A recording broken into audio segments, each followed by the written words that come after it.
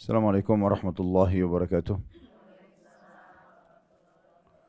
Alhamdulillah, segala puji dan puja kehadirat Allah subhanahu wa ta'ala. Setiap muslim dan muslimah pasti sangat memahami dua rangkaian kata ini, Alhamdulillah, yang Allah subhanahu wa ta'ala jadikan sebagai kalimat syukur dan berterima kasih kepadanya, yang dengannya segala kebutuhan kita untuk roda kehidupan di muka bumi ini akan terpenuhi.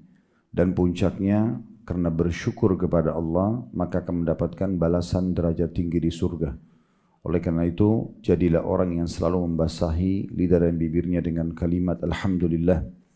Selanjutnya kita panjatkan salam hormat kita kepada utusan Allah, Nabi besar Muhammad sallallahu alaihi wa ala alihi wa sahbihi wasallam, sebagaimana Allah telah perintahkan kita untuk mengucapkan salam hormat tersebut, dan tentunya sebagai balas jasa 23 tahun dari masa hidup beliau dihabiskan untuk agama ini. Semuanya perjuangan, 13 tahun fase Mekah dengan hinaan, cacian, dianggap penyihir, penyamun, pendusta, dan puncaknya diusir dari kampung halamannya, dan 10 tahun fase Madinah penyempurnaan agama, akhirnya sampai kepada kita sebagai panduan hidup tentunya. Baik, pada kesempatan ini kita berlanjut bahasan sebulan sekali, bedah buku Kunci Sukses di Alam Kubur yang ditulis oleh Dr. Ahmad Mustafa Mutawalli. Dan kita sudah menyelesaikan dua kunci sukses dari sekian banyak kunci sukses yang ditulis oleh penulis tentunya. Kalau saya melihat di sini ada sekitar 44 ya, kunci sukses agar bisa selamat dari siksa kubur. Kita sudah membahas di daftar isi itu di kunci sukses yang pertama, beriman kepada Allah sebagai Rabb dan Islam sebagai agama. Kemudian yang kedua yang kita bahas pada pertemuan yang terakhir bulan lalu itu iman kepada Nabi Muhammad SAW sebagai Nabi dan Rasul.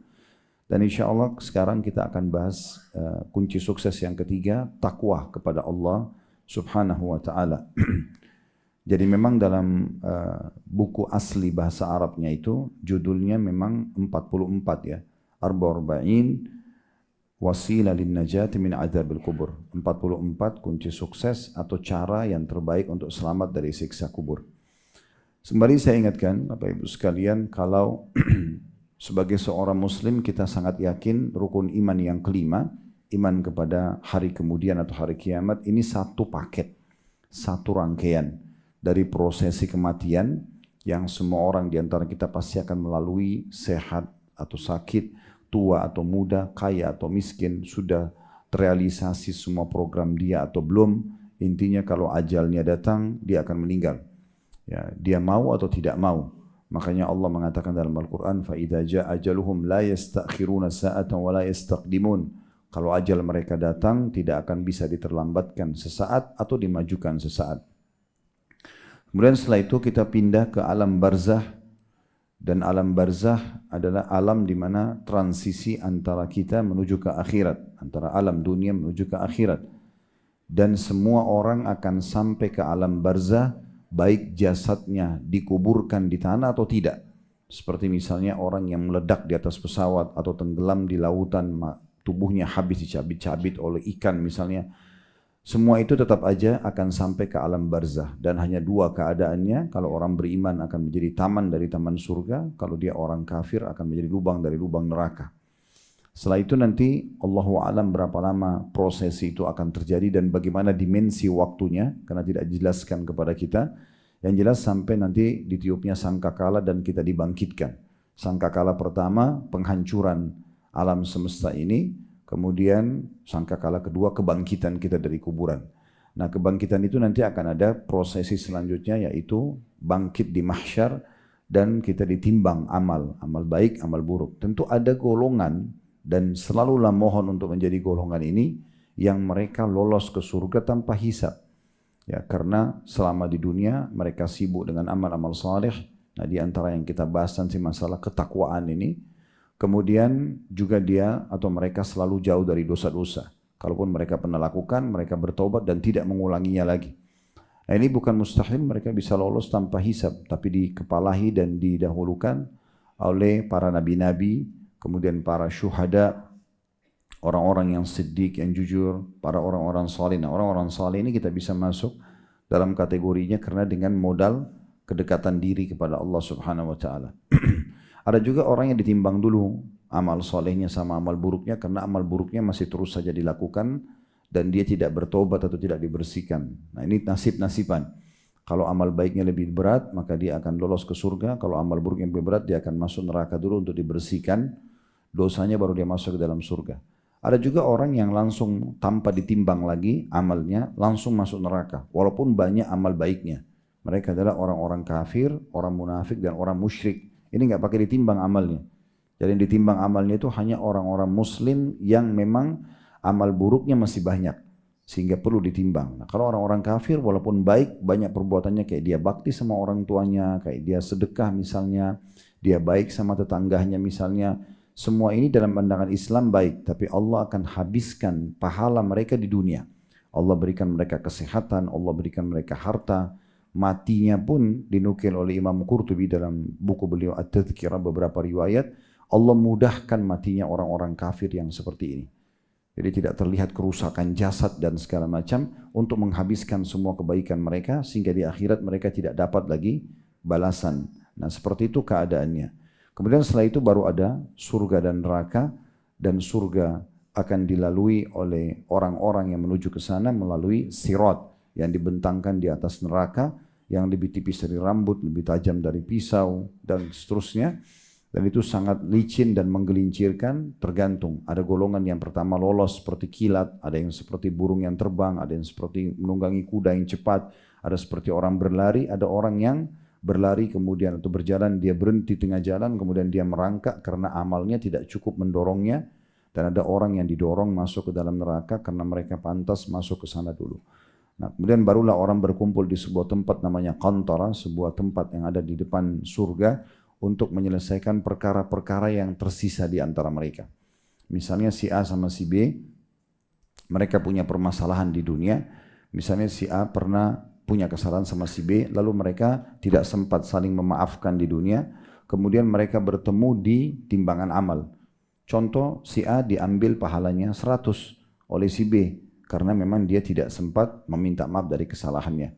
Tetapi karena pahala si A misalnya 1000, dosanya cuma 100, dan dikurangi 100 dikasih kepada si B, berarti masih ada 900 pahalanya, dan dosanya cuma 100, dia masuk ke surga. Nah ini kalau di alam manusia masih ada rasa jengkel, kenapa kok dia sempat diambil pahalanya oleh si B misalnya. Nah nanti semuanya itu akan dibersihkan di depan pintu surga sebelum masuk. Jadi nanti masuk surga sudah tidak ada lagi orang yang dendam, hatinya semuanya bersih, semua orang bisa menerima satu sama yang lain. Nah itu sebuah tempat nanti kemudian baru masuk ke dalam surganya. Nah seperti itu keadaan satu rangkaian dan itu jelas harus diimani. Oleh karena itu kita tidak boleh mengikuti orang yang meyakini bahwasanya kuburan itu tidak ada kehidupan di sana. Terbukti orang sudah jadi tulang belulang, masuk ke sana digali kuburannya tinggal ditemukan tulang belulang, tanahnya tetap begitu misalnya, dan seterusnya. Nah kita berbeda. Orang-orang muslim ini punya iman kepada hal-hal yang gaib yang Allah sebutkan di awal-awal surah Al-Baqarah, alladzina yu'minuna bil ghaibi wa yuqimuna shalah. Mereka adalah orang-orang yang mengimani hal yang gaib. Nah ini diantaranya ini yang Allah sampaikan, dan juga mereka mendirikan salat.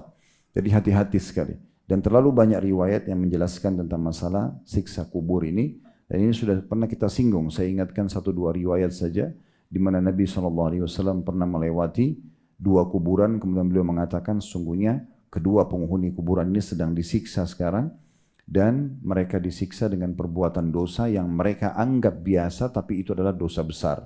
Yang satu suka adu domba, suka membuat orang lain berantem, kemudian yang satu lagi tidak cebok pada saat kencing. Jadi itu menyebabkan mereka disiksa di kubur itu. Kemudian riwayat yang lain, Nabi SAW pernah mendengar suara teriakan yang sangat keras. Kemudian beliau mengatakan itu adalah suara orang-orang Yahudi yang sedang disiksa di kubur mereka. Nah, beruntunglah orang yang meyakini masalah ini, dan kemudian mereka tinggal menjaga diri agar jangan terkena siksa kubur tersebut, terutama kita sedang berada di bulan Ramadan. Bulan Ramadan ini adalah bulan yang luar biasa, sekolah pelatihan peningkatan keimanan dan ketakwaan. Sekolah peningkatan skill spiritual kita. Semua yang kita lakukan sekarang betul-betul amal surga. Kalau orang ikuti programnya, dari azan subuh sampai azan maghrib puasa, otomatis mereka berarti patuh kepada Allah. Karena sedikit melanggar batal puasanya. nggak boleh makan, nggak boleh minum, nggak boleh interaksi biologi suami istri pun, walaupun itu tadinya halal, tapi mereka tahan diri karena Allah sampai maghrib, dan juga mereka menjaga diri dari yang haram, karena tidak boleh orang berbohong, tidak boleh orang ghibah, tidak boleh adu domba, dosa-dosa besar itu bisa membatalkan puasa, sehingga akhirnya orang mengerjakan ketaatan dan meninggalkan maksiat. Maghrib setelah buka puasa, istirahat sebentar, buka puasa pun adalah ibadah. Kemudian azan isya, habis isya kita tarawih, habis tarawih kita istirahat sebentar, maka akan ada sahur, kembali lagi seperti itu. Maka ini sekolah spiritual yang luar biasa. Oleh karena itu Allah sebutkan di awal, bukan di ayat 183 dari surah Al-Baqarah, tentang tujuan dan target Ramadan. Ini sekaligus kita masuk ke bahasan kita tentang masalah takwa kepada Allah Subhanahu wa taala, kunci sukses ketiga untuk selamat dari siksa kubur. Allah mengatakan di Al-Baqarah 183, ya ayyuhalladzina amanu kutiba alaikumus siyamu kama kutiba alal ladzina min qablikum, targetnya la'allakum tattaqun. Hai orang-orang beriman, telah dibuatkan untuk kalian program-program ibadah sebagaimana dibuatkan program-program tersebut untuk orang-orang sebelum kalian agar kalian mencapai tingkat ketakwaan. Ya, kalau ringkasnya takwa itu Bapak Ibu sekalian patuh. Kita sekarang sedang masuk ke sekolah dan pelatihan kepatuhan kepada Allah. Jadi ini semua ini dilatih, digodok 1 bulan agar Bapak Ibu menjadikannya sebagai program 11 bulan ke depan setelah Ramadan. Dan Ramadan akan datang ditingkatkan lagi ketakwaannya atau kepatuhannya kepada Allah, lebih giat, lebih gencar, meningkatkan kualitas ibadah dan kuantitas pada ibadah yang dibolehkan meningkatkan kuantitasnya. Seperti jumlah zikir, jumlah khataman Al-Quran, jumlah sedekah. Ya, ini semua boleh ditingkatkan selain kualitas juga kuantitasnya, jumlahnya. Kalau yang sudah baku kayak sholat 5 waktu, jumlah rakatnya sudah jelas nggak boleh ditambah, berarti tidak masuk dalam bahasan itu. Jadi yang bisa tingkatkan kualitasnya dan ditingkatkan kuantitas bagi ibadah yang boleh ditingkatkan kuantitasnya.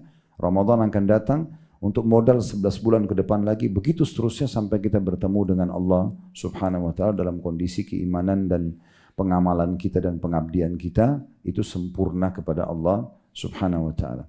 Oleh karena itu, bahasan kita masalah takwa sangat relevan dengan keadaan kita sekarang karena ini target memang sekolah ketakwaan kita. Maka saya sarankan untuk diri saya dulu, baru Bapak Ibu sekalian, jangan nanti tiba Idul Fitri, lisannya mengatakan Alhamdulillah, tapi salah tempat. Alhamdulillah, kena lepas dari penjara ibadah.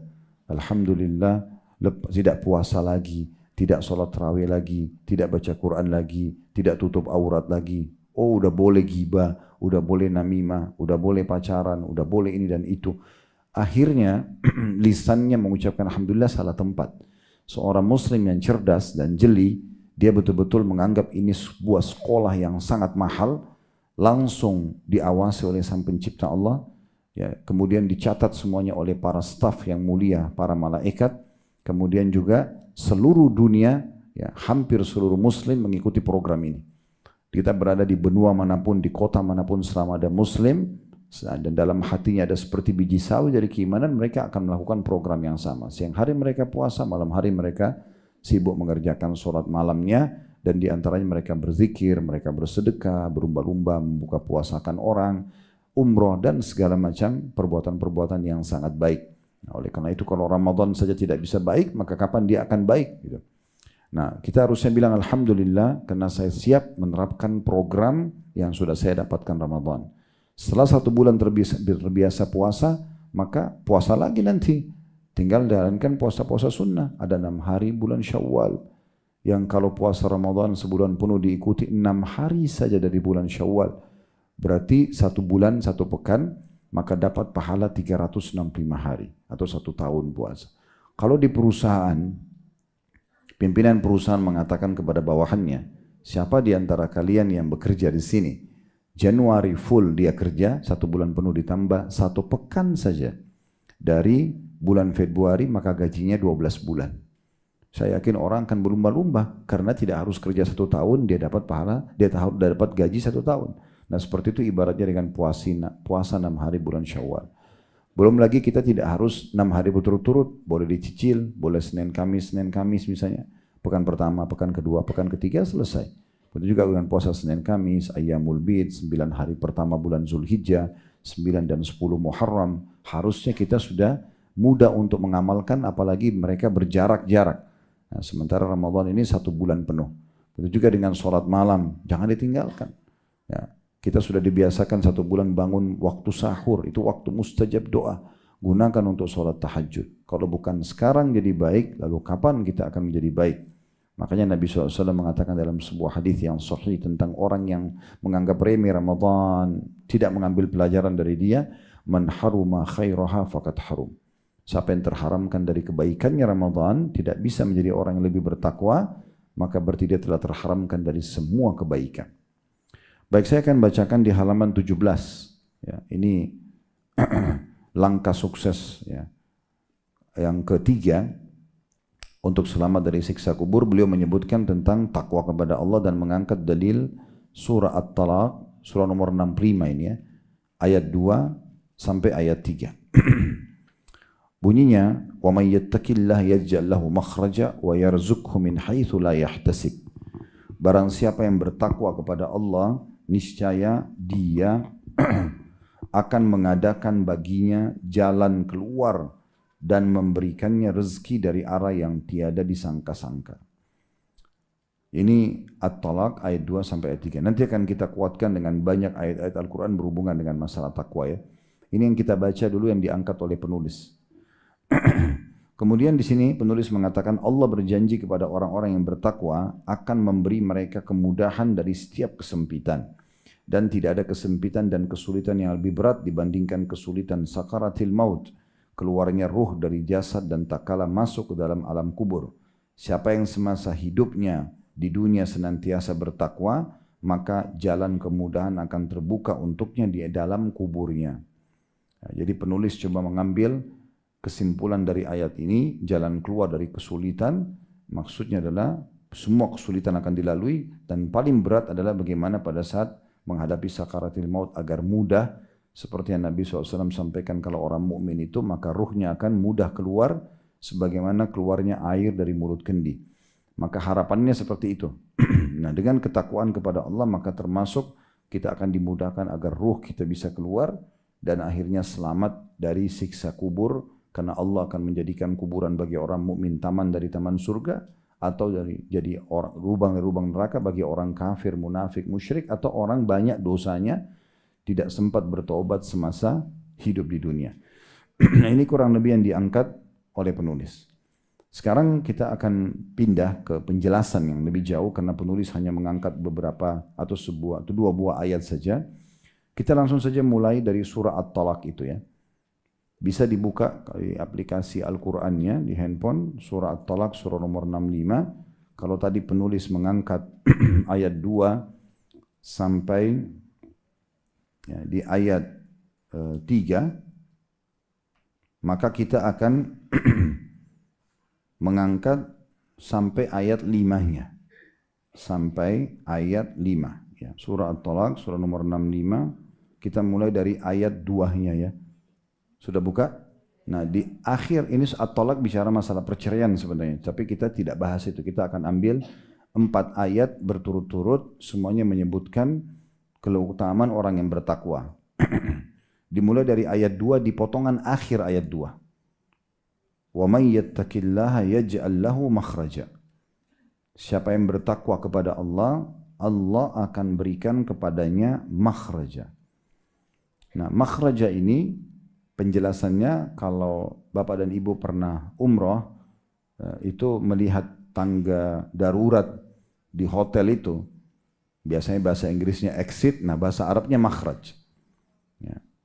Berarti makhraj itu adalah sebuah jalan keluar terbaik untuk menyelamatkan diri di saat darurat. Nah, seperti itu ya. Maka Allah mengatakan itu, siapa yang bertakwa kepada Allah, makna takwa tadi saya bilang yang paling mudah difahami patuh. Allah suruh, wajib atau sunnah kerjakan. Allah halalin, nikmatin. Allah larang, makruh atau haram tinggalkan. Udah, itu kesimpulannya takwa. Ya, jadi mudah sekali sebenarnya untuk difahami. Nah, Allah mengatakan siapa yang bertakwa pada Allah, semua yang Bapak Ibu dengarkan perintah wajib kerjakan. Semua yang sunnah juga dikerjakan. Cari amalan-amalan sunnah yang Bapak Ibu belum kerjakan, kerjakan sekarang. Mulai dari sekarang, Dan mulai saja yang Allah mudahkan. Misalnya sholat duha belum pernah dikerjakan, mulai dari 2 rakaat dulu. Kemudian nanti meningkatkan sebulan depannya misalnya atau 3 pekan atau 2 pekan dengan 2 rakaat lagi, 4 rakaat. Tingkatkan terus begitu kualitasnya. Kalau sekarang Ramadan malas baca ayat Al-Quran, mulai langsung baca ayat Al-Quran, berapapun ayat yang dimudahkan, lalu kontinukan setiap hari. Tentu ini harus dengan memaksakan diri. Ya, harus dengan memaksakan diri. Sebagaimana Allah jelaskan dalam surah Al-Ankabut di ayat terakhirnya, وَالَّذِينَ جَاهَدُوا فِينَا لَنَهْدِيَنَّهُمْ سُبُلَنَا. Orang-orang yang memaksakan diri menuju ke jalan kami, maka kami akan tunjukkan dia ke jalan-jalan kami. Jadi memang kita harus memaksakan diri untuk itu. Nah, kalau Bapak Ibu lakukan ketakwaan ini, maka Allah akan berikan makhraja. Makhraja ini solusi dari permasalahan yang bisa di saat-saat kita genting, di saat-saat kita butuh, maka akan diberikan jalan keluar oleh Allah Subhanahu wa taala. Apakah dengan ide, apakah dengan bantuan orang. Dan tadi penulis sempat menyinggung, di antaranya puncaknya adalah orang akan mudah melalui sakaratil mautnya dan juga selamat dari siksa kubur itu sendiri. Kemudian ayat 3-nya, sebenarnya kita bisa urut dari ayat-ayat Al-Quran cukup banyak yang berhubungan dengan masalah, tapi karena penulis angkat At-Talaq, saya mulai dari At-Talaq dulu. Ayat 3-nya di awal potongan ayatnya dikatakan wa yarzuqhu min haitsu la yahtasib. Dan orang yang bertakwa itu Allah akan memberinya rezeki dari arah yang tiada disangka-sangka. Nah, yang perlu kita garis bawahi adalah rezeki itu jangan selalu dipatok hanya duit saja, ya, uang. Harus rezeki itu berarti mobil, rumah, tabungan. Nah, ini sayang sekali kalau cuma itu pemahamannya. Rezeki itu rezeki adalah sesuatu yang bisa membuat roda kehidupan berputar. Nah, itu namanya rezeki. Kayak misalnya kita bisa fungsi anggota tubuh kita masih berfungsi, mata bisa melihat, telinga mendengar, hidung masih bisa menghirup oksigen, berfungsi lah ya. Lidah, bibir semua mengecap dan mengucap, tangan menjamah, kaki melangkah, kemaluan masih berfungsi, semuanya berfungsi. Di sekitar kita masih banyak orang yang kita bisa cintai dari pasangan hidup, dari anak-anak, dari orang tua. Masih banyak orang yang berbuat baik sama kita. Kita masih diberikan kesehatan dan sekian banyak. Semua itu rezeki. Jadi Allah akan berikan dia rezeki dari tempat tidak disangka-sangka. Kemudian perhatikan ayat 4-nya selanjutnya, dan di potongan akhir ayat 4. Ya. Ini masih sama tadi di surah Talaq. Wa may yattaqillaha yaj'al lahu min amrihi yusra. Siapa yang bertakwa kepada Allah, Allah akan mudahkan segala urusannya. Nah, sebagian ulama menghubungkan antara ayat 4 At-Talaq ini, Bapak Ibu sekalian, dengan ayat 2-nya. Kalau ayat 2 tadi kan diberikan makhraja, diberikan jalan keluar, tapi belum dijelaskan jalan keluarnya mudah atau tidak. Misalnya dia sembuh tapi melalui operasi. Atau dia harus utang dulu baru punya modal usaha. Itu kan juga jalan keluar. Tetapi di ayat 4 dipastikan tidak melalui operasi bisa sembuh. Tidak melalui utang bisa modal usaha gitu ya. Nah, itu namanya yusra. Siapa yang bertakwa kepada Allah, Allah akan mudahkan segala urusannya. Berarti solusinya tadi itu akan dimudahkan oleh Allah Subhanahu wa taala.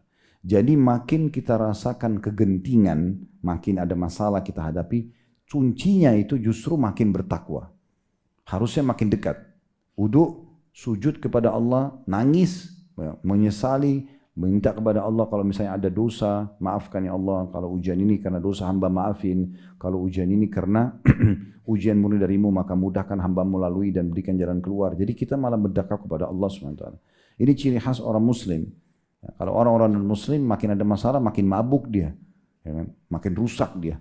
Makin kemana-mana, sampai ada yang sampai bunuh diri dan segala macam. Makin masuk ke dosa besar. Ya. Kalau dalam Islam tidak seperti itu. Dan solusi yang paling baik, kalau Bapak Ibu sedang hadapi masalah, sudah saya bilang tadi, makin bertakwa. Udah, yang paling baik itu modalnya adalah wudu di sejadah. Sujud kepada Allah, tuangkan semua tangisan kita, keluh kesah kita kepada Allah. Manusia itu hanya tempat untuk konsultasi, itu pun ahlinya. Sakit sama dokter. Masalah-masalah agama dengan ustadz atau ustazah. Jangan curhat dengan manusia. Gak bisa. Kalau dia orang yang kita cintai atau dia mencintai kita, maka kita hanya mendambakan beban buat dia. Kalau dia musuh kita, maka dia bisa menjadikan senjata untuk menyerang kita setiap saat. Jadi tidak pada tempatnya. Salah satu ciri yang dinukil dari para salafus salih, dari sahabat, dari tabi'in, mereka tidak mau keluh kesah sama manusia.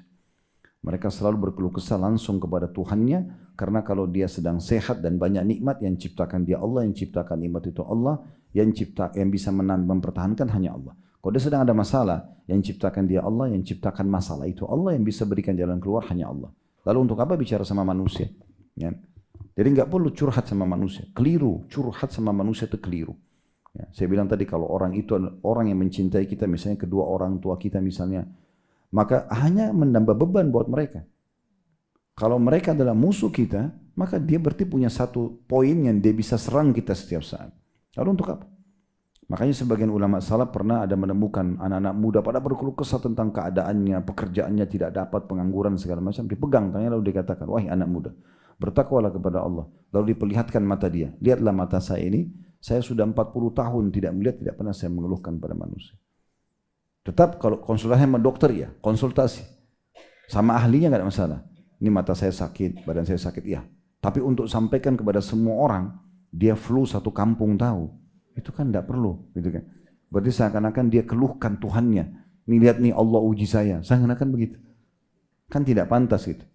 Ya, makanya sebagian ulama salaf mengatakan Allah itu suka sebagaimana nikmatnya kalau ada disyukuri, maka kalau ujiannya datang disabari. Nah, itu puncaknya. Jadi kita harus punya dua sayap kehidupan itu. Syukur di saat nikmat ada, sabar di saat ujian ada. Ini harus sama. Nggak boleh ibu dan bapak suka kalau lagi ada nikmat, ya alhamdulillah. Tapi kalau lagi diuji keluh kesah. Permasalahan dia semua satu negeri itu tahu masalahnya. Untuk apa? Biarkan orang mengetahui kita selalu senang, selalu gembira karena tidak ada permasalahan. Kadang-kadang tidak ada permasalahan. Tapi banyak masalah. Ya. Karena memang kita meyakini tidak akan menimpa kita sesuatu kecuali ujian dari Allah SWT. Kalau itu memang yang bentuk hal yang kita tidak suka. Tinggal introspeksi diri. Kalau penyebabnya kita, dosa ya Allah maafkan. Kalau ini adalah ujian, maka mudahkan hambamu melalui. Sederhana. Ya, ada pahala melalui syukur, ada pahala melalui sabar. Ya. Ini penting untuk digarisbawahi, sehingga keduanya harus sama. Jadi kalau bapak ibu hanya bersyukur kalau ada nikmat, seperti pesawat cuma satu sayapnya. Tapi kalau ada masalah tidak bersabar. Jadi kalau kita, atau ada orang di saat diuji, miskin, susah hidupnya, dia sabar. Tapi begitu Allah bukain rezeki, tidak bersyukur, malah kufur. Malah nggak sholat, malah melanggar agama. Nah ini berarti tidak berimbang. Makanya harus syukur di saat nikmat ada, bersabar di saat ujian ada. Di ayat 5-nya, ini keutamaan yang keempat dari orang yang bertakwa. Perhatikan di akhirnya, وَمَنْ يَتَّقِ اللَّهَ يُكَفِّرْ عَنْهُ سَيِّئَاتِهِ وَيُعْظِمْ لَهُ أَجْرًا. Siapa yang bertakwa kepada Allah, maka Allah akan memberikan jalan keluar dari setiap permasalahan dia, dan juga Allah akan maafkan kesalahannya, dan juga Allah akan lipat gandakan balasannya. Ya, jadi orang yang bertakwa itu lebih besar ya, balasannya. Ya, selanjutnya tentu itu tadi karena penulis tadi saya bilang mengangkat dari surah At-Talaq, maka kita angkat dari At-Talaq ya. Sebenarnya term itu kayak potongan-potongan kata takwa dalam Al-Quran itu lebih dari 200. Sekitar kalau saya pernah hitung manual aja ya, itu 229. Mungkin saya keliru tapi tidak lepas dari itu. Ratusan kali. Dengan takwa, ittaqi, muttaqin, muttaqun dan seterusnya. Ini banyak sekali. Nah, ada juga yang kita bisa lihat di Al-Baqarah ayat 103. Ini tentang masalah takwa juga. Di mana Allah Subhanahu wa taala memastikan orang yang bertakwa, dia kalau punya masalah apapun dia bertakwa, kalau dia sedang ada nikmat dia bertakwa. Jadi dia gunakan nikmat itu di atas ketakwaan kepada Allah, bukan malah maksiat. Kalau dia ada ujian makin dia dekatkan diri kepada Allah. Ini justru orang yang mendapatkan berlipat gandaan pahala. Al-Baqarah 103 ini sebenarnya seperti lebih merincikan tentang makna At-Talaq ayat 5 tadi. Siapa yang bertakwa kepada Allah, Allah bersihkan dosa-dosanya, Allah lipat gandakan pahalanya. Nah, di sini di Al-Baqarah 103 Allah mengatakan walau annahum amanu wattaqau lamathubatu min indillahi khair law kanu ya'lamun. Sesungguhnya kalau mereka beriman dan bertakwa, niscaya mereka akan mendapat pahala, dan sesungguhnya pahala di sisi Allah lebih baik kalau mereka mengetahuinya. Maksudnya akan sangat banyak sekali ya manfaat daripada orang yang bertakwa itu. Kemudian Al-Baqarah juga 197 Allah juga memerintahkan kita kalau mau berbekal mau memiliki bekal terbaik melalui segala macam nikmat yang sedang ada supaya bisa bersyukur. Jadi kita melalui juga ujian dengan bersabar itu dengan takwa. Ya, kuncinya itu takwa untuk membuka pintu agar kita bisa sabar dalam ujian, agar kita bisa syukur dalam nikmat. Justru itu adalah bekalnya takwa. Ya. Allah mengatakan di Al-Baqarah 197, kita tidak baca di awal-awal ayat karena itu masalah haji, tapi perhatikan di potongan akhir ayat. Allah mengatakan wa tazawwadu fa inna khairaz zadi taqwa wattaquni ya ulil albab. Berbekarlah kalian, maksudnya untuk kebahagiaan dunia kalian, kebahagiaan akhirat kalian, kesempurnaan jalan keluar dan dari masalah kalian. Cara yang terbaik agar bisa bersyukur atas nikmat dengan ketakwaan.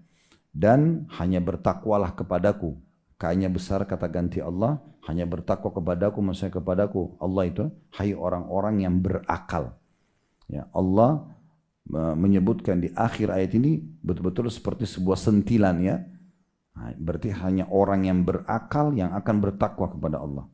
Dia betul-betul gunakan akal sehatnya. Ini saya tidak ada solusi kecuali bertakwa kepada Allah di setiap masalah. Tidak ada juga cara untuk bisa mengontrol agar saya tidak melampaui batas dan lupa syukur pada saat nikmat melumpah kecuali takwa kepada Allah Subhanahu wa taala. Kemudian selanjutnya Allah menjanjikan surga bagi orang-orang yang bertakwa. Bisa dilihat dalam surah Al-Imran ayat 15. Surah nomor 3 ayat 15. Allah berfirman, Al-Imran ayat 15, Qul a'unabbi'ukum bi khairin min dhalikum lilladzina ittaqaw 'inda rabbihim jannatun tajri min tahtil anharu khalidina fiha wa azwajun mutahharatun wa ridwanun minallah wallahu basirun bil ibad. Katakan hai Muhammad, inginkah aku kabarkan kepadamu apa yang lebih baik dari yang demikian itu? Semua selain bertakwa kepada Allah, ada yang lebih baik. Mau enggak?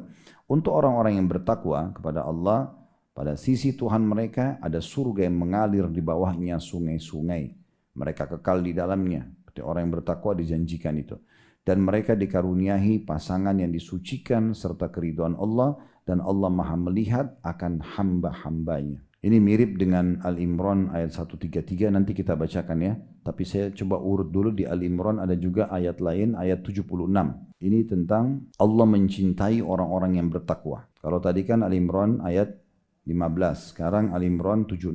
Saya bacakan, Bala man awfa bi ahdihi wattaqa fa innallaha yuhibbul muttaqin. Sebenarnya siapa yang menepati janji yang dibuatnya dan bertakwa, kalau dia janji sama orang, lalu dia tepati, dan itu diikuti karena dia takut kepada Allah, dia patuh pada Allah, maka sungguhnya Allah menyukai orang-orang yang bertakwa. Orang-orang yang bertakwa. Kemudian di Al-Imran 120, ada lagi tentang masalah takwa. Ini tentang bagaimana keadaan orang kita menghadapi orang munafik. Ya. Orang yang pura-pura Islam, mereka seringkali gembira kalau umat Islam ditimpa masalah. Ya. Namanya mungkin Abdullah, namanya mungkin Muhammad, tetapi mereka munafik, pura-pura Islam. Itu di masa Nabi Muhammad SAW ada. Ya. Kita harus sadar kalau itu ada, di tengah-tengah kita juga ada. Mereka mungkin perempuannya pakai jilbab, mungkin laki-lakinya bahkan berpenampilan muslim, namanya nama Islam, karena itu ada di zaman Nabi SAW. Di masa Nabi ada 4 golongan manusia. Ada orang-orang kafir, ya. Seperti adanya kafir Quraisy waktu itu, ada 3 suku Yahudi di Madinah, Qainuqa, Nadir, dan Quraidah. Dan Nabi SAW mengajarkan kita bagaimana bermuamalah dengan orang-orang kafir itu. Kemudian yang kedua, ada orang-orang munafik. Ya. Ini pura-pura Islam. Lalu mereka ya, bernama, pimpinannya itu namanya Abdullah di Madinah dulu. Abdullah bin Abi Salul. Itulah yang menyakiti Nabi SAW, menyebarkan isu bohong tentang Aisyah zina sama Safwan. Dan banyak sekali kesalahan-kesalahan dia lakukan. Dan meninggal dalam keadaan kafir. Waktu dia meninggal, Nabi SAW sempat sholat di jenazahnya. Lalu Allah tegur Nabi SAW. Dan mulai semenjak itu tidak boleh mensolati jenazahnya orang munafik. Ya kan? Ini pura-pura Islam. Namanya jangan terpengaruh. Ciri mereka itu, Nabi SAW sebutkan, kalau berbicara bohong, kalau mereka diberikan amanah khianah, kalau mereka janji mereka ingkari. Dan yang paling dasar sekali, semua yang umat Islam kerjakan dari perintah agama, pasti mereka soroti. Kenapa sih harus pakai jilbab? Kenapa sih harus begini? Kenapa sih harus begitu? Padahal dia namanya nama muslim.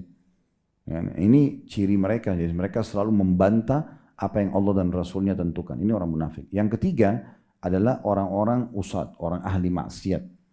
Orang ahli maksiat. Di masa Nabi ada.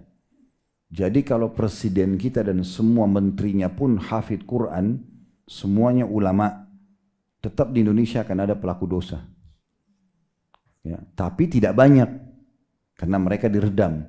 Tapi tidak mungkin satu negeri itu hilang semua, tidak ada orang buat dosa karena syaitan akan gagal kalau gitu. Ya. Makanya di zaman Nabi SAW ada pezina dicambuk, ada yang dirajam, ada pencuri dipotong tangannya. Ada sahabat yang datang ke masjid lalu mengatakannya, Rasulullah, saya telah binasa. Kata Nabi SAW, kenapa? Saya baru mencium seorang wanita di pinggir kota Madinah. Kata Nabi SAW, kau sholat bersama kami? Kata dia, iya. Kata Nabi SAW, sungguhnya perbuatan baik bisa memaafkan perbuatan salah. Tapi ada pelaku-pelaku ini ada. Tentu dia rugi sendiri ya. Bukan kita benarkan. Dan yang terakhir, yang keempat, golongan orang-orang yang betul-betul benar dengan keimanannya. Selalu patuh, mengerjakan perintah dan meninggalkan larangan. Nah ini golongan orang-orang beriman. Nah ini harusnya memang, ini di zaman Nabi SAW mendominasi, mengontrol tiga golongan yang lainnya. Nah kalau ada orang-orang munafik yang suka nyakitin hati umat Islam, ya, namanya nama Islam tapi selalu menyorotin perbuatan-perbuatan umat Islam, menyudut-nyudutkan mereka, cara menghadapinya Allah sebutkan di Al-Imran ayat 120. Saya bacakan, Allah mengatakan, in tamsaskum hasanatun tasu'hum wa in tusibukum sayyi'atun yafrahu biha wa in tasbiru wa tattaqu la yadurrukum kaiduhum syai'a innallaha bima ya'maluna muhit. Jika kamu memperoleh kebaikan wahai umat Islam, apa saja yang baik buat umat Islam, niscaya mereka orang munafik bersedih hati. Kenapa mereka berhasil begini? Kenapa mereka begini dan begitu? Itu dia jengkel sendiri. Ya. Dan jika kamu mendapat bencana, umat Islam dapat ujian, maka mereka gembira karenanya. Ya, teman-teman kita di Gaza sekarang, kita sedih semua. Tapi ada orang munafik malah gembira. Malah anggap itu adalah sesuatu yang nggak masalah itu. Tidak perlu kita peduli, tidak perlu begini dan begitu. Ini sangat aneh ini. Ya. Lalu kata Allah, bagaimana cara menghadapi orang seperti ini? Jika kamu bersabar dan bertakwa. Ya. Jadi maksudnya tidak usah peduli mereka itu. Udah kita sendiri benahi diri, tetap kita tunjukkan kualitas perbuatan kita, tetap kita baik, tetap kita jujur, nanti itu akan berbicara sendiri. Sikap itu akan berbicara. Niscaya tipu daya mereka sedikit pun tidak akan mendatangkan kemudaratan kepadamu. Tidak akan berefek. Sesungguhnya Allah mengetahui segala apa yang mereka kerjakan. Kemudian kita masuk Al-Imran 133 tadi yang saya janjikan. Ini tentang penguatan tadi. Ya, yang sebelumnya bahwasanya orang bertakwa dijanji surga. Ya, perhatikan 133-nya, wasari'u ila magfiratin min rabbikum wa jannatin arduha as-samawati wal ardu iddat lil muttaqin. Dan bersegeralah kamu kepada ampunan dari Tuhanmu dan kepada surga yang luasnya seluas langit dan bumi yang disediakan untuk orang-orang yang bertakwa. Ya. Jadi taubat itu akan mudah diterima bagi orang yang bertakwa dan juga surga akan didapatkan bagi orang-orang yang bertakwa. Kemudian juga di ayat masih Al-Imran 179. Allah memastikan orang-orang beriman itu akan ditolong oleh Allah Subhanahu wa taala. Al-Imran 179 yang berbunyi, "Maka Allahu liyadharal mu'minina 'ala ma antum 'alaihi hatta yamizal khabitha minat thayyib wa ma kana Allahu liyutli'akum 'alal ghaibi walakinna Allah yajtabi min rusulihi man yasha fa aminu billahi wa rusulihi wa in tu'minu wa tattaqu falakum ajrun 'azim." Allah sekali-kali tidak akan membiarkan orang-orang yang beriman dalam keadaan kamu sekarang ini. Waktu itu kebetulan dalam kondisi ya, tertindas, terganggu umat Islam di awal-awal Islam. Sehingga dia Allah menyisihkan yang buruk, maksudnya orang munafik dari orang-orang mukmin. Supaya Allah keluarkan orang-orang munafik itu tidak bergabung sama orang-orang mukmin. Jadi kayak misalnya Bapak Ibu lagi coba bertakwa sama Allah. Makin kuat dan tinggi tingkat ketakwaan kita, maka makin Allah sortir orang-orang di sekitar kita. Ada saja tiba-tiba kita masalah sama seseorang, dia masalah sama kita ada salah, tapi orang itu masalah sama kita. Tiba-tiba putus hubungan. Itu bagus itu, gak masalah. Allah selamatkan kita. Gak masalah. Bahkan kadang-kadang ada produk-produk yang kita pakai sebenarnya dari sumber haram, Allah buat hilang. Supaya kita gak usah pakai gitu. Allah punya cara. Jadi Allah memang menjadikan itu agar membersihkan, makin kita bertakwa. Tapi kalau kita masih buka pintu kemunafikan pun, ya sudah, kita sama-sama dengan komunitas yang begitu. Allah akan datangkan komunitas yang baik kepada orang-orang yang baik. Lalu Allah mengatakan, sehingga dia Allah, sengaja Allah datangkan itu untuk menyisihkan yang buruk dari yang baik, orang munafik dari orang mukmin. Dan Allah sekali-kali tidak akan memperlihatkan kepada kamu hal-hal yang gaib, akan tapi Allah memilih siapa yang dikehendakinya di antara rasul-rasulnya. Karena itu berimanlah kepada Allah dan Rasulnya, dan jika kamu beriman, lalu Allah bilang, dan bertakwa. Karena orang semua banyak yang beriman sama Allah, tapi apakah mereka bertakwa setelah itu? Patuh secara totalitas, semua perintah wajib atau sunnah dikerjakan, dan dia berusaha keras untuk mencari yang terbaik dan meninggalkan semua larangan, bukan cuma haram, makruh pun ditinggalkan. Maka itu yang dimaksudkan, jika kamu beriman dan bertakwa, maka bagimu pahala yang besar. Juga Allah Subhanahu wa taala memastikan, ya, kalau kita sedang diuji dengan banyaknya gangguan-gangguan dari orang non muslim, ya, maka solusi juga takwa. Ya, kayak misalnya teman-teman kita di Gaza sekarang itu tinggal makin bertakwa sama Allah. Ya, di kacamata umum orang, kesiannya, kepalanya hancur, badannya, anaknya mati. Iya, memang menyedihkan. Tapi itu di mata manusia. Kalau kita kembali kepada teori agama, tidak ada hubungannya fisik mereka dengan mereka mati syahid. Justru sekarang mereka lagi gembira. Gitu. Ya, mereka lagi senang. Makanya banyak sekali riwayat yang menjelaskan tentang orang-orang mati syahid itu hidup di sisi Tuhan mereka.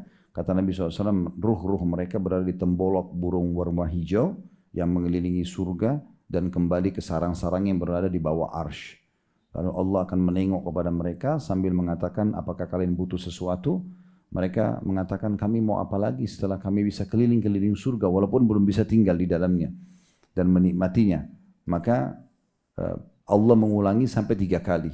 Setelah mereka merasa tidak ada pilihan kecuali mereka harus minta, maka mereka mengatakan, ya Allah, kami ingin engkau mengembalikan ruh-ruh kami ke jasad kami agar kami terbunuh lagi di jalanmu.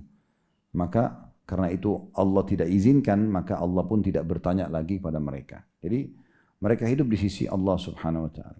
Jadi mereka itu anak kecil, itu kayak saya melihat, ya, ini teman-teman kita di Gaza ini kayak Allah pilihkan jalan pintas. Kita ini sekarang belum tahu akhir hidup kita seperti apa. Mudah-mudahan insyaallah husnul khatimah. Tapi mereka diringkas itu. Ringkas, cuma kena bom, selesai. Hitungan detik, tapi sudah masuk surga. Bisa tunjuk 70 keluarganya. Satu kota Allah kasih kesempatan mati syahid, itu luar biasa. Ya. Dari dulu sejarah jihad itu, pasti orang yang mati syahid lebih sedikit. Di perang Badar misalnya, dari 314 sahabat Nabi, bersama Nabi SAW yang mati syahid cuma 60. Padahal waktu itu orang pedang sama pedang berhadapan. Tapi kenapa tidak semuanya mati? Allah pilih para syuhada itu. Di perang Uhud, 700 pasukan muslim, cuma 70 yang mati syahid. Selalu begitu, lebih sedikit. Semua peperangan jihad itu selalu lebih sedikit. Tapi di Gaza ini, mayoritasnya itu Allah kasih itu. Walaupun memang secara persentase 2.200.000 penduduk itu, sekitar 20.000, sekitar mungkin 10% yang mati terbunuh, ya. Tapi itu termasuk jumlah yang besar. Untuk mereka Allah Subhanahu wa ta'ala pilih dan dipingkaskan jalan gitu. Dan dengan itu juga orang makin, sebenarnya orang mukmin harus ambil pelajaran kalau dunia ini sebentar gitu, ya, akan ditinggal semua. Allah ingin menghilangkan rasa cinta dunia pada mereka dengan cara seperti itu. Baik, kita lihat di sini di ayat Ali Imran 186, ya, Allah Subhanahu wa taala memastikan akan banyak gangguan dari orang-orang musyrik, orang kafir, termasuk sampai pada puncaknya kayak teman-teman kita di Gaza dibunuh misalnya, atau kita disakiti dengan lisan, ya. Semua itu cara menghadapinya sabar dan bertakwa. Bukan melawan kebodohan dengan kebodohan gitu, ya. Kecuali memang kalau kasus teman-teman di Gaza itu perang, misalnya mereka bisa menghadapi dengan perang, iya. Ya, tetapi kalau secara umum kita disakiti dengan lisan atau sikap, kita ikuti saja instruksi dari Allah. Perhatikan di sini 186 Al-Imran. La tubla'unna fi amwalikum wa anfusikum wa la tasma'unna minal ladina utul kitaba min qablikum wa minal ladina asyraku azan katsira. Wa in tasbiru wa tattaqu fa inna dzalika min azmil umur. Jika kamu sungguh-sungguh, ya, atau kamu sungguh-sungguh akan diuji terhadap hartamu. Ada orang utang tidak bayar, kita kekurangan harta, ya, investasi di satu usaha bangkrut, ada ujian di harta. Dan juga di dirimu, sakit, gangguan orang, Dan juga kamu sungguh-sungguh akan mendengar dari orang-orang yang diberi Alkitab, diberi kitab, Yahudi dan Nasrani. Ya. Yang diberi kitab sebelum kamu, dan dari orang-orang yang mempersekutukan Allah, orang-orang musyrik, gangguan yang banyak yang menyakitkan hati. Jika kamu bersabar dan bertakwa, maka sungguhnya yang demikian itu termasuk urusan yang patut diutamakan. Maksudnya itu solusi terbaiknya. Itu adalah solusi terbaiknya. Ya, jadi ini banyak sekali ya keutamaan-keutamaan takwa itu yang luar biasa, yang harusnya kita jadikan sebagai pegangan kita. Tentu teman-teman sekalian, kalau kita mau bahas ayat Al-Quran ini banyak sekali. Ya. Banyak sekali, saya bilang ratusan ayat tadi. Tapi ini sebagiannya sudah cukup mewakili, harusnya ya dia mewakili. Nah yang perlu kita garis bawahi adalah firman Allah subhanahu wa ta'ala surah Al-Hujurat ayat 13. Bunyinya, ya ayuhan nasu inna khalaqnakum min dzakarin wa untha wa ja'alnakum syu'uban wa qabaila lita'arafu. Lalu Allah bilang, ini saksi bahasan kita, inna akramakum indallahi atqakum, inna akramakum indallahi atqakum, inna Allah alimun khabir. Jadi Al-Hujurat 49 ayat 13, Allah mengatakan, hai manusia, sungguhnya kami menciptakan kamu dari seorang laki-laki dan seorang perempuan dan menjadikan kamu berbangsa-bangsa dan bersuku-suku supaya kamu saling kenal mengenal. Lalu Allah bilang, sungguhnya orang yang paling mulia di antara kamu di sisi Allah ialah orang yang paling bertakwa di antara kamu. Sesungguhnya Allah maha mengetahui lagi maha mengenal. Nah, jadi tolok ukur orang itu layak jadi suami, layak jadi istri, layak jadi teman, jadi tetangga, atasan, bawahan, pemimpin adalah ketakwaan. Bukan fisiknya. Ya, fisik itu ikut saja, nomor 2, nomor 3 dan sekian. Tapi nomor 1 itu adalah ketakwaannya kepada Allah subhanahu wa ta'ala. Ya, jadi kalau makin bertakwa sama Allah, walaupun mungkin paras wajahnya biasa, mungkin postur tubuh biasa, mungkin ekonominya juga di bawah, menengah ke bawah, tapi kalau dia bertakwa sama Allah, kita lihat sangat rajin, ibadahnya bagus, tutup auratnya bagus, menjaga lisannya, tidak pernah masuk ke alam ghibah, fitnah, maka itu orang yang paling pantas untuk menjadi orang yang kita temani, dan kita berharap bisa bersama dengan dia tentunya, ya.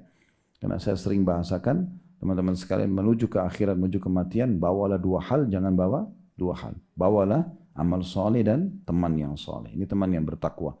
Dan jangan bawa 2 hal, jangan bawa dosa dan jangan bawa musuh. Ya. Jadi biarkan kita dimusuhi orang, tidak ada masalah. Jangan kita yang masuk ke alam itu. Biarkan kita yang digibah, ya. Jangan kita yang menggibah orang. Jadi nanti kita malah panen pahalanya kan gitu. Jadi nggak usah kita khawatir dengan perbuatan-perbuatan buruk orang, tinggal sabar, yakin ada nilai pahala situ, kemudian kita bertakwa sama Allah, tetap kita lakukan kepatuhan kita kepada Allah subhanahu wa ta'ala. Ada juga poin penting saya ingin tambahkan. Tadi saya bilang orang patuh kepada Allah atau takwa itu adalah mengerjakan semua perintah wajib ataupun sunnah ya. Kemudian meninggalkan larangan haram ataupun makruh ya. Nah, poin penting untuk digarisbawahi ini untuk tazkiyatun nafs, pensucian jiwa saja. Kalau Bapak Ibu fokus kepada amalan sunnah, selalu mau kejar itu sunnah, sholat qobliyah, sholat ba'diyah, sholat duha, tahiyat masjid, sholat udu, sholat taubat, zikir pagi petang, baca ayat-ayat Al-Quran, apa aja, pokoknya amal sunnah. Kalau kita fokus, maka pastikan amal wajib kita akan terjaga. Ya.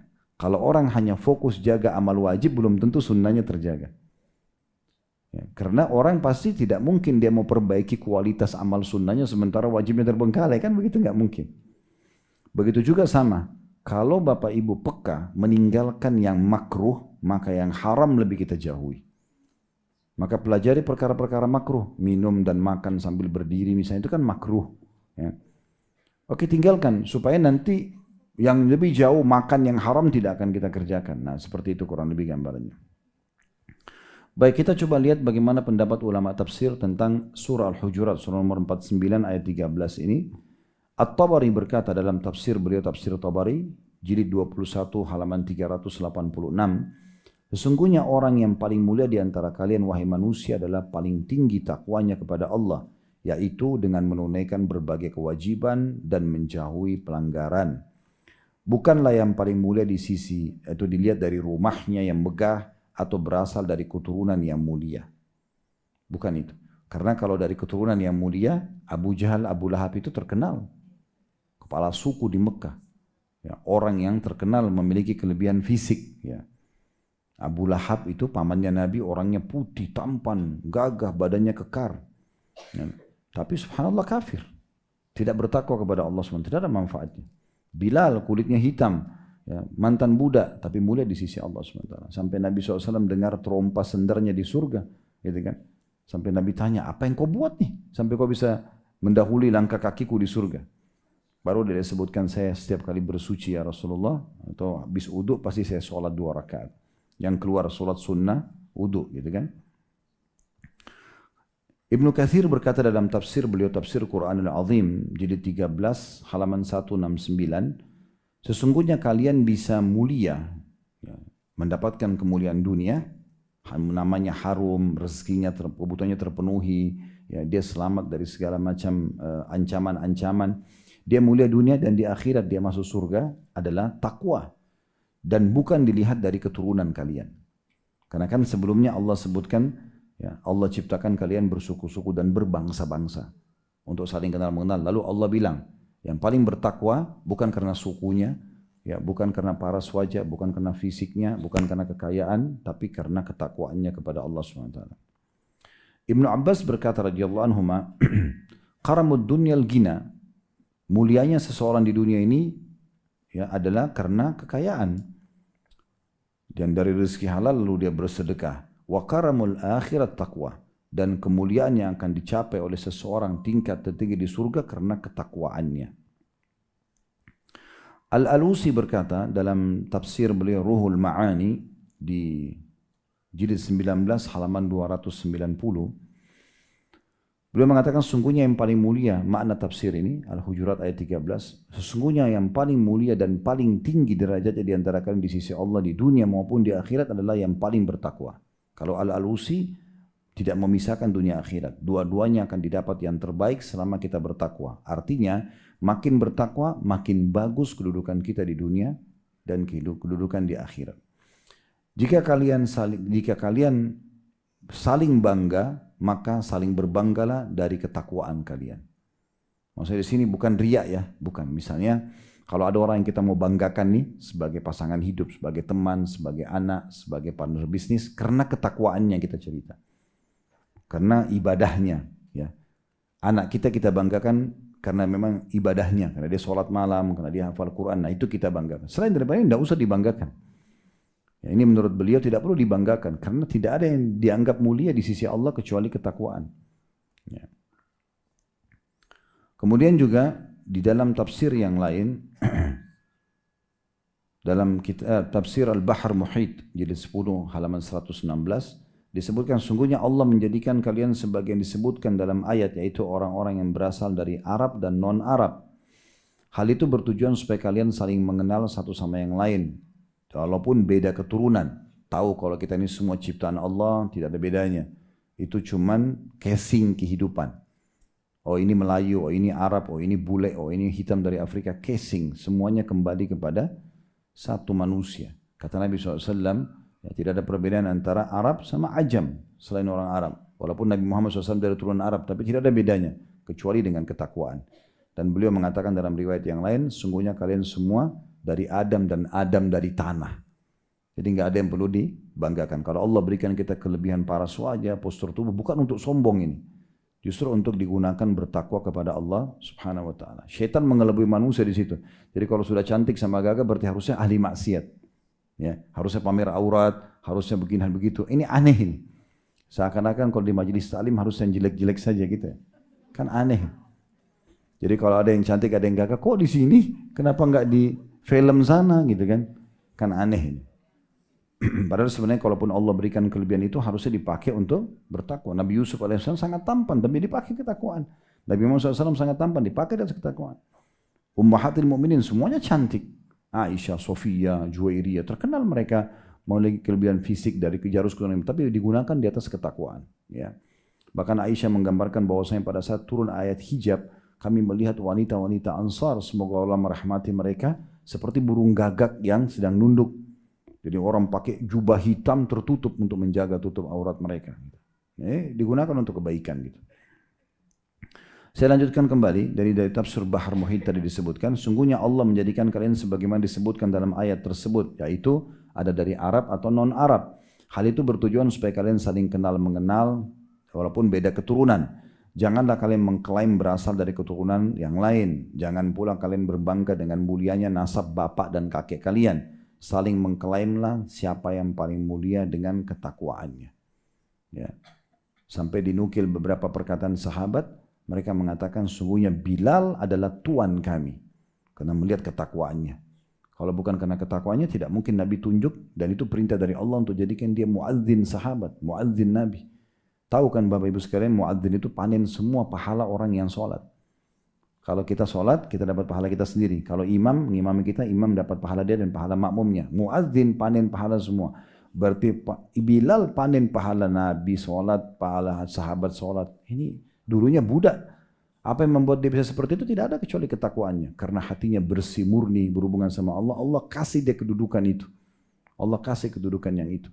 Ya. Jadi itu yang paling penting. Kita harus menjaga ini. Asy-Syaukani berkata dalam tafsir beliau Fathul Qadir jilid 7 halaman 20, sesungguhnya yang paling mulia di antara kalian adalah yang paling bertakwa. Yang bertakwa itu yang berhak menyandang kemuliaan, yaitu kemuliaan orang yang tidak dimiliki ya, kecuali dengan sifat takwa tadi. Dia yang paling mulia di sisi Allah Subhanahu wa taala. Jadi klaim kalian dan saling berbangga pada nasab yang dianggap mulia, ya itu bukan menunjukkan kemuliaan. Hal itu tidak menunjukkan seseorang lebih mulia dan memiliki kedudukan utama di sisi Allah. Dan banyak pendapat tafsir-tafsir yang lainnya. Jadi semua berbangga dengan kedudukan, dengan pendidikan, dengan harta, kelebihan fisik, jalur nasab, semua ini tidak ada gunanya. Dan Nabi SAW sebagai penutup mengatakan sambil menunjuk dada beliau, at-taqwa hahuna. Ketakwaan itu di sini. Bukan lisan, bukan bilang, oh saya rajin ke pengajian, itu enggak ada gunanya. Tapi dari hati. Orang kalau dari hati itu, orang lihat atau tidak lihat, diajak atau tidak diajak, tetap aja dia sibuk dengan amal saleh, majelis ilmu, mau sholat, sendiri. Memang dia sendiri, itu namanya ketakwaan. Dan Nabi SAW sudah kasih kata kunci, dia ada dalam hati manusia.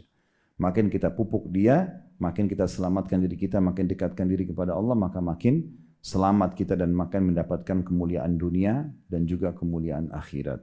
Allahu a'lam. Semoga Allah SWT menerima seluruh amal saleh yang sudah kita kerjakan, yang sedang kita kerjakan, yang akan kita kerjakan dengan pahala yang sempurna. Semoga Allah maafkan semua dosa-dosa yang pernah kita lakukan, besar ataupun kecil, sengaja tidak sengaja. Dan juga Allah jadikan kita orang yang paling beruntung, yang paling mendapatkan banyak rahmat. Di Ramadan ini kita mengerjakan puasanya dan sholat malamnya karena keimanan dan mengharapkan pahala. Dan Allah berikan kita Ramadan yang banyak ke depannya. Semoga Allah selamatkan negara kita dari segala mara bahaya. Allah menjaga persatuan, kesatuan dan kemerdekaan kita. Allah berikan kita pemimpin yang baik, yang adil, menjalankan tugas dan amanah dengan baik sampai menjelang hari kiamat nanti. Siapapun yang memimpin negara ini, semoga Allah jadikan mereka pemimpin yang bertakwa kepada Allah Subhanahu wa taala. Dan juga Allah menjadikan masyarakat-masyarakatnya semua bertakwa sama Allah sehingga negara ini terjaga dan makmur. Dan akhirnya juga kita bisa menjadi contoh bagi negara-negara yang lain. Semoga Allah tolong saudara-saudara kita di Palestina dan Gaza dan dimanapun mereka sedang tertindas. Semoga Allah ikhlaskan niat mereka, terima para syuhada mereka, mulakan Islam di tangan mereka dan tangan kita semua. Dan semoga Allah ikut sertakan kita bersama mereka di pahala, baik dengan doa, dengan harta juga dengan jiwa kita. Dan semoga Allah satukan kita semua di surga firdausnya tanpa hisab, mana disatukan dalam majlis ilmu yang mulia ini. Allahumma amin. Kalau benar dari Allah, pada saudara saya mohon dimaafkan. Subhanakallahumma bihamdika, asyhadu an la ilaha illa anta astaghfiruka wa atubu ilaik. Wa sallallahu ala nabiyyina Muhammadin wa alihi wa sahbihi wasallam wa akhiru da'wana alhamdulillahi rabbil alamin. Wassalamu alaikum warahmatullahi wabarakatuh.